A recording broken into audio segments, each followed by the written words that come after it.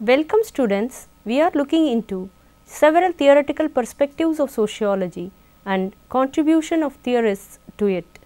In the last session, we discussed Malinowski's contribution to sociology as a functionalist thinker. Malinowski's functionalism was different from that of other functional thinkers.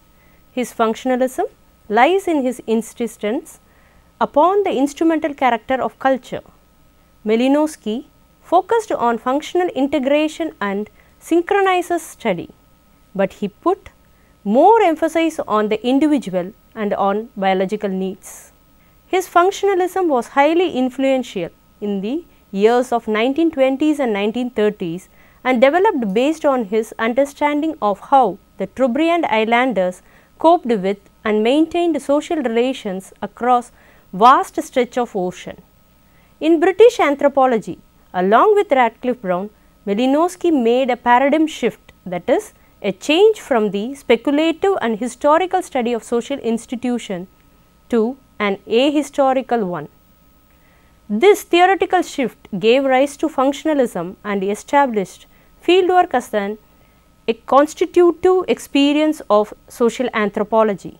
His detailed descriptions of Trobrianders' social life and thought are among the most comprehensive in world ethnography, and his work on Argonauts of Western Pacific in the year 1922 is one of the most widely read works of anthropology. In the previous lesson, we saw his contributions related to religion and magic. In this session, we can have a look at his methods of functional analysis, functional conception of culture, and Kula exchange in the functional perspective. To start with, we can see his functional analysis and how he guide to fieldwork and how he propagate participant observation. For Malinowski, the main method for functionalism is fieldwork. Malinowski is considered as the father of fieldwork due to his in-depth description of how to properly go about participant observation and ethnography in his work on Argonauts of Western Pacific of the Trobriand Islands. He also conducted brief fieldwork among the Yahi, Hopi, Navajo, Arizona, the Chagga of East Africa and the Zapotec of Oaxaca, Mexico. He is often given credit for established the notion of long-term first-hand field research, living with the subjects, learning the native language and presenting the information gathered within a holistic frame. In the first chapter of the book on Argonauts of Western Pacific, Malinowski rails against earlier accounts of native life for being etic. Etic means based on the outsider's point of view or strictly external perspective.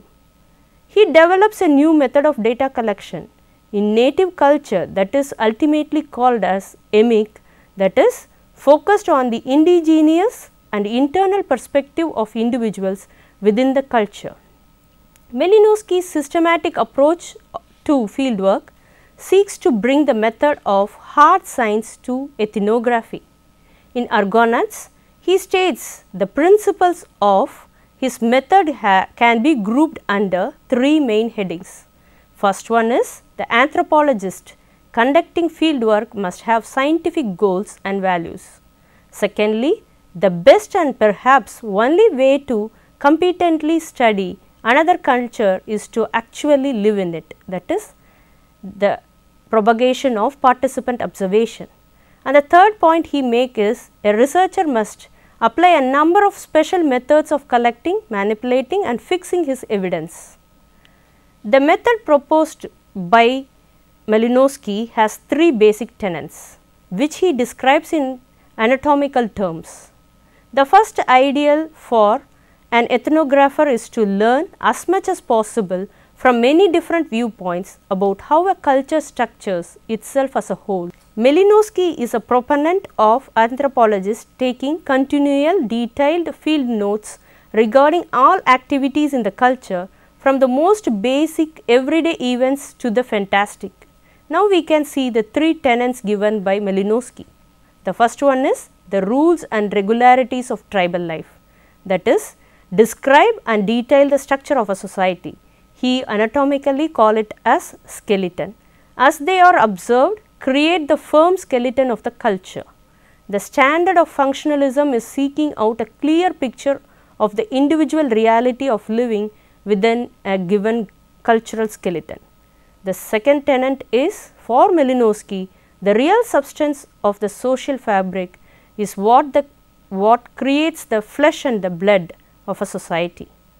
That is, the way in which this structure is inhabited by the individuals lives within the culture.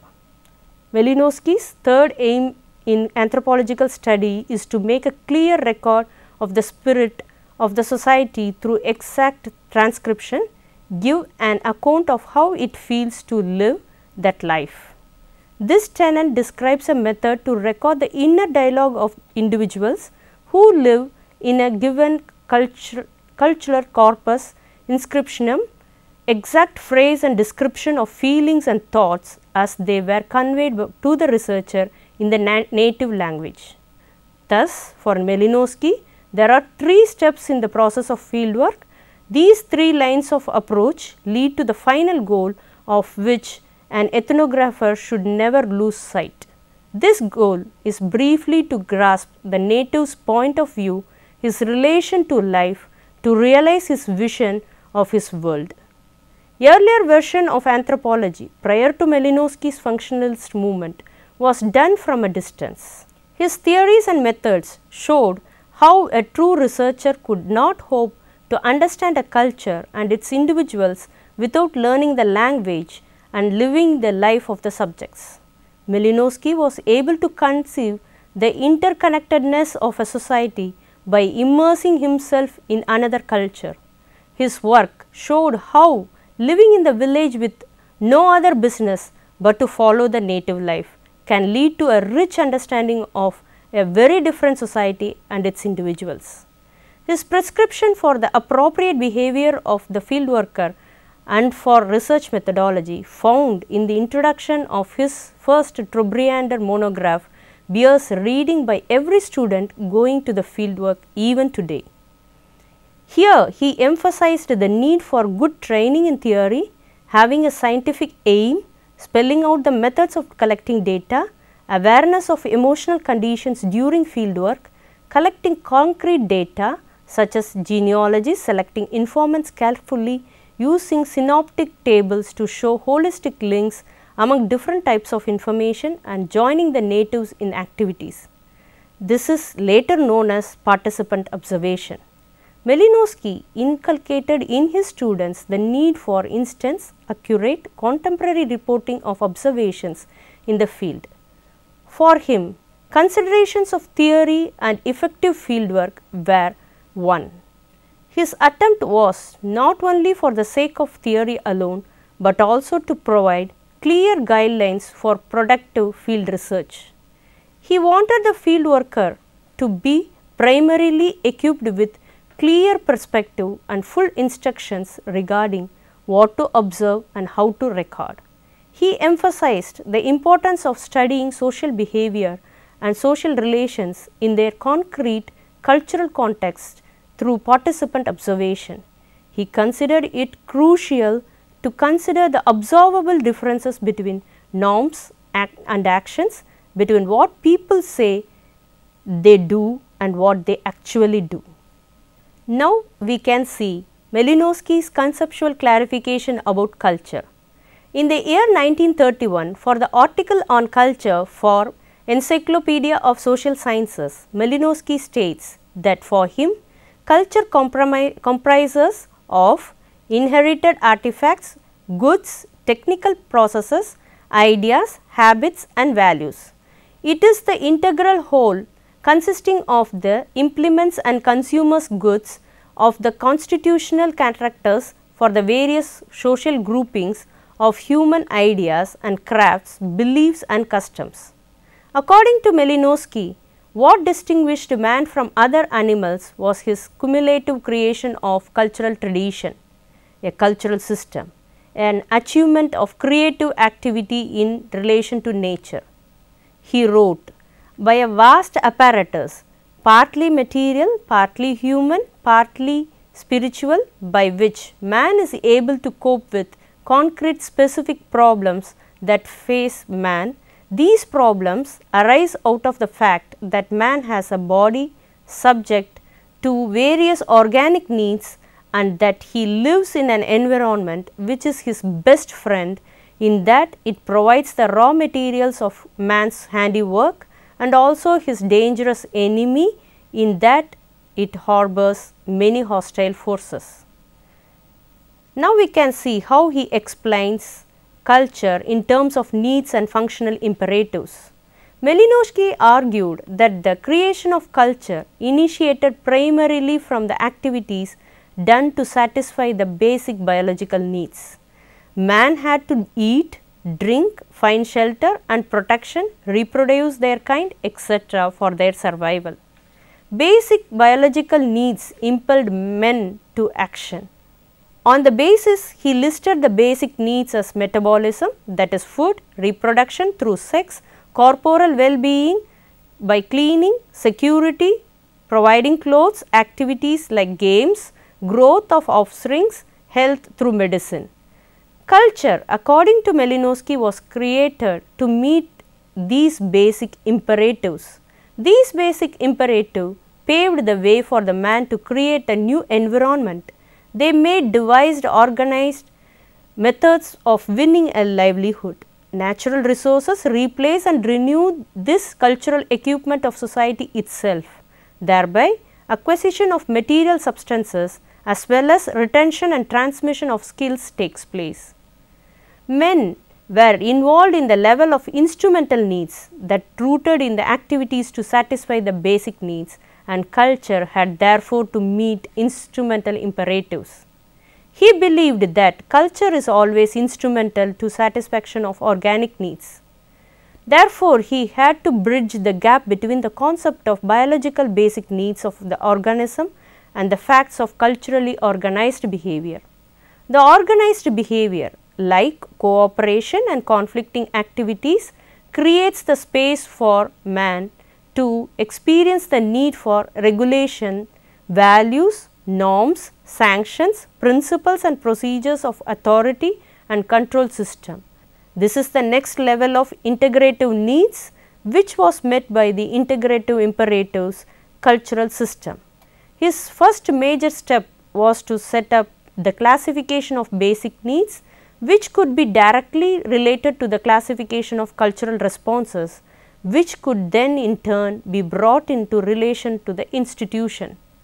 Next, he developed a second category of needs, that is derived needs, which he inserted between his basic needs and the institutional integrates of collective behavior. The real units of culture are institutions, which are sets of activities organized around some need. He listed universal institutional types as reproduction through the institution of marriage, territory through the institution of city, physiology, gender, spontaneous associations like secret clubs, profession like in the tribal society like sorcerers, upbringing through learning, health through hospital, etc., which was found by Malinowski in the tribal communities. The cultural mode of satisfaction of biological needs creates new conditions and thus imposes new cultural imperatives.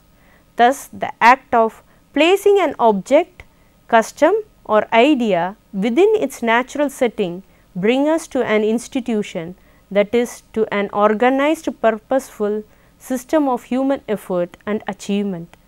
Finally, culture itself is an instrumental reality which came into existence to satisfy the needs of man in a manner surpassing any direct adoption to the environment. Now we can sum up how he explains culture functionally. Malinowski laid down the foundations for the functional theory of culture as follows.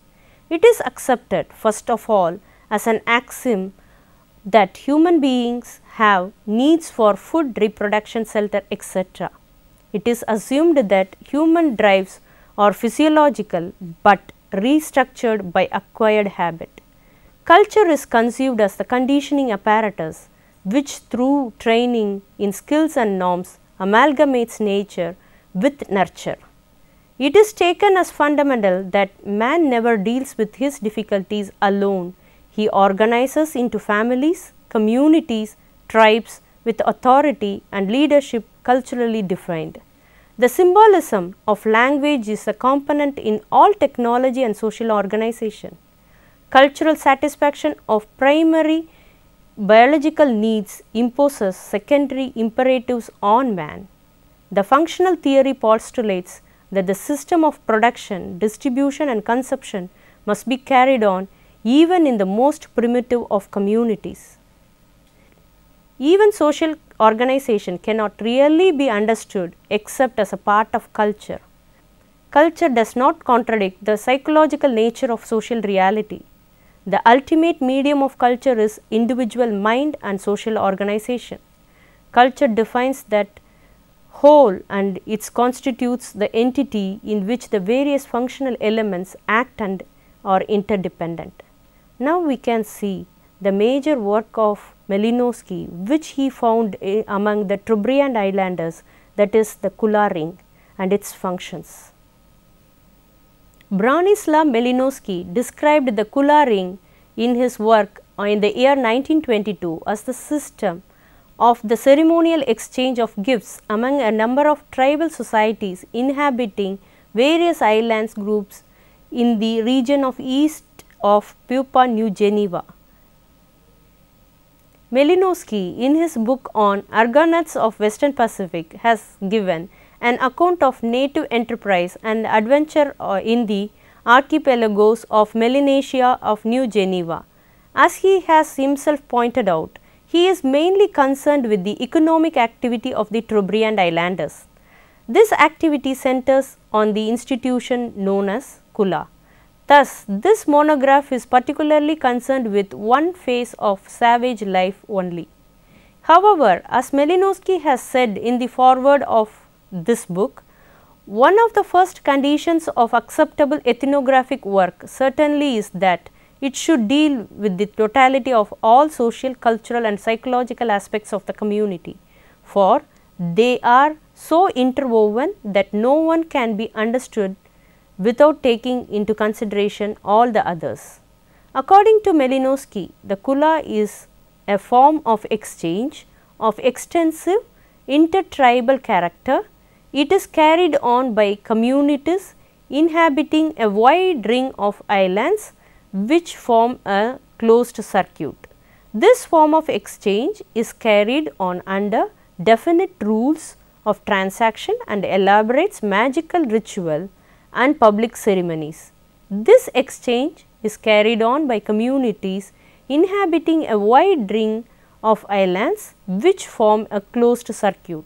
In this closed circuit, two kinds of articles are constantly travelled in opposite directions, particularly these two kinds only.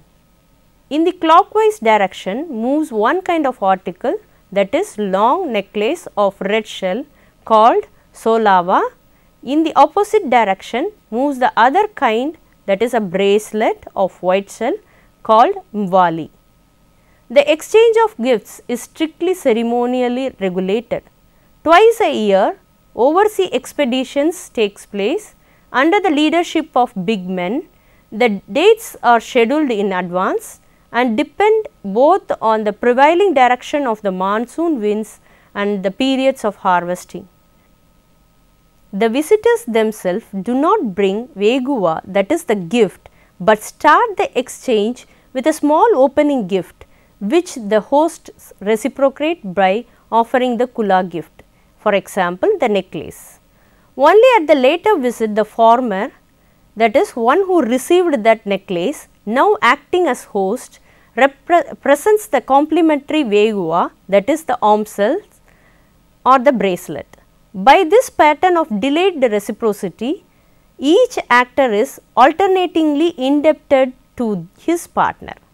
If a host does not have the proper veguva, he may give an intermediary gift, that is called as basi, which also has to be accepted and reciprocated.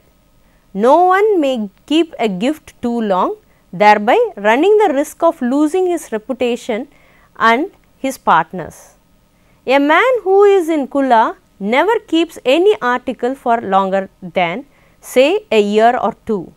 Even this exposes him to the reproach of being niggardly, and certain districts have the bad reputation of being slow and hard in the Kula. Through public ceremonies, magical rites and erotical skills, one tries to influence its partners, inducing them to give generously. As Malinowski points out throughout his work on ARGONAUTS, the Kula is extremely big and complex institution in which every movement of Kula articles, every detail of the transaction is fixed and regulated by a set of traditional rules and conventions. Now we can see the definite rules of kind and the brief description about it. First rule they follow is the partnership rule. Kula transaction can only be done between partners. Those partners are in fixed long life relationship with each other. The second rule is geographical direction, that is the flow of the Kula articles, opposite flow rule. Necklace and the arm cells must travel in opposite directions, so that arm cells are being exchanged for necklaces and vice versa. The third rule is ownership rule. No one ever keeps any of the Kula valuables for any length of time. The valuables are system communal property and cannot be kept in one's possession for very long. Transaction rule, gift counter, gift exchange and equivalence. The valuables are exchanged according to the principle of reciprocity, like value for the like value. The Kula is a gift repaid after an interval of time by a counter gift, but it is not bartering. The equivalence rests with the giver and cannot be enforced. Now we can see the outline given by Malinowski about Kula Expedition. The Kula community are culturally, especially linguistically heterogeneous, are internally organized in clans and local communities and predominantly possess a matrilineal kinship system. They are called stateless societies as the position of the chiefs and big men are not integrated into an overall authority system. It is a village or group of villages who go out together on big overseas expeditions and who act as a body in the Kula transactions. We can see two aspects in Kula transaction. It can be a small inner trade within the Kula community, which is called as Gimwali, that is utilitarian exchange, constant trickling of articles especially between coasts. If it is between coast, it will be fish. If it happens in plains, it will be yams, and if it is in highlands, it will be steel axes. Gimwali often referred to in a derogatory terms. Big overseas expectation, that is the second type of exchange in which annual exchange of articles takes place between two communities divided by sea, single enormous transaction. Now we can see the sociological features of Kula. The partners in the Kula were lifelong trading partners obliged to each other for hospitality, help and assistance. Minor Kula exchange, that is Gimwali, within a group of island precede major expeditions, usually one overseas trading expedition per year. Upon arrival, visitors would be greeted with a Soulava. If they could not reciprocate with the Mwali of equal renown, they offered intermediary gifts, that is Basi. In the Kula expedition, if one knew that his partner was in the possession of renowned Kula article, he would be solicited with various gifts, example yams or pigs. If accepted, one would proceed to the next valuable stage, that is steel axes. If enough was given, his partner would be obliged to part with the Soulava or Mwali as the case may be. For example, during the expedition, the Trobriand Islanders, we can see the exchange of articles in two island nations, that is Sinketa and Dobu. During annual expeditions, visitors from Sinketa are greeted with necklace, that is Soulava. When the Dubans return the visit, they are greeted with Imvali, that is the armbands. Here the Soulava necklace always travel in the clockwise direction, the Imvali in the counterclockwise direction. Always there is a social status attached to this Kula ring. Social status, a person in the Kula ring is considered to enjoying a better social status in their community. Usually chiefs and high ranking individuals most often circulate the highest value Kula items. If commoners were to do so, it could be considered a political challenge. Liberality in exchange brings renown, miscellaneous, approbation and even social exclusion. Attempting to hold on to a renowned Soulava or Imvali is considered miserly. Scholars have been fascinated by the specific pattern of exchange network which links numerous partners directly and indirectly in ring-like structure, and where two ceremonial gifts continually circulate in opposite directions. The total structure has neither been intentionally created by the individual actors nor designed by a central authority. It is the unintended byproduct of so many doings and at the same time provides favorable condition for its reproduction. The theoretical interpretations of the Kula so far presented have mainly concentrated on the functions of this institution, which could also help to explain its maintenance. Students, in this lesson we have passed through major works of Malinowski. He is one of the most important anthropologists and he introduced the concept of participant observation into anthropology as a necessary prerequisite for doing sound anthropological research. We discussed about his methodology of participant observation. Later we saw his explanation on culture and the functional analysis of Kula ring, which explains the economical institution of the tribal society. Students, in order to check your progress, I would like to raise few questions. What was, according to Malinowski, the method of functionalism? Give a short note on participant observation. How Malinowski explains the concept of culture. Okay students, now we are in the end of the show. We have seen an age-old functionalist thinker today. Meet you next in the next program. Signing off, bye-bye.